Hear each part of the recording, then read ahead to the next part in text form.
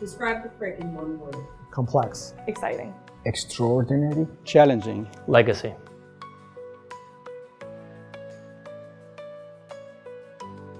Can you tell me about the frick? Frick is internationally renowned as an art museum and research center. It has an amazing collection of European works of both fine arts and decorative arts that span from the Renaissance to the late 19th century. The main goal of the project was to improve the visitor experience. They wanted to be able to get visitors to go up to the second floor, which had never been open to the public before. They also wanted to expand their space. They wanted to have a gift shop, a cafe, education center. So in order to do that, in 2017, they hired Seldorf Architects and Feyerabend Bell as our client. And we designed a renovation and expansion of the museum, which was a major undertaking. So we are the engineer of record for the project. We are responsible for all the structural engineering from initial concept all the way through construction. What made this project so challenging is we have to deal with the existing condition. We have to understand exactly how the loads in the structure is distributed and what information available for us regarding the existing building. The second challenge is the architectural vision and what they need to do in this building, whether addition or removing parts of the building.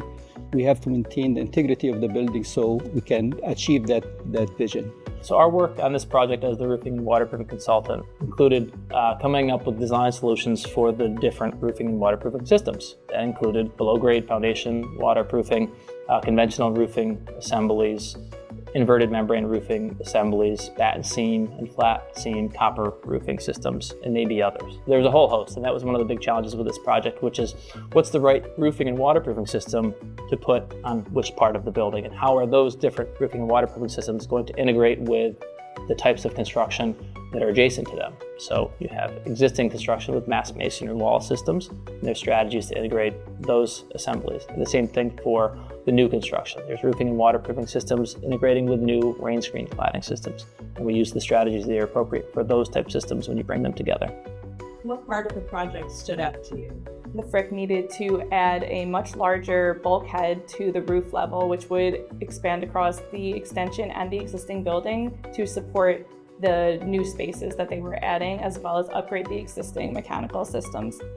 To support this work, we had to remove the south facade of the existing building and redirect lateral forces around a new elevator and stair core. We also had to re-support a lot of the existing floor slabs, which were made of many different structural archaic materials. Within the library building, we encountered a variety of different archaic structural systems, which ranged from a more common drape mesh cinder concrete floor slabs to slag block slabs, and then the even more obscure stack slab system, which really is a proprietary system which is found in libraries and supports the bookshelves themselves. The music room was really demolished up to the first floor and rebuilt a couple of stories higher. The issue with that was on the north and west borders. On the north, we were bordering the gallery, and on the west, on the garden court. And we had some existing columns, steel columns, that were right inside a masonry wall, and we could not basically strengthen them the way we wanted, or remove them, or add to them. So it was really challenging. You imagine you add 2 stories to a building, you need to strengthen the columns. Strengthening those columns was very, very difficult because of access space. We could strengthen them only from one side only. In addition, those columns, we found that a couple of them did not completely line up with the piers below, and we had to strengthen the foundation pier below as well. I'm most proud of the teamwork that we had for this project. Often we would brainstorm and people say, well, this might be a crazy idea, but what if we looked at this approach? And we would evaluate these different ideas and see if they work. And everything was on the table.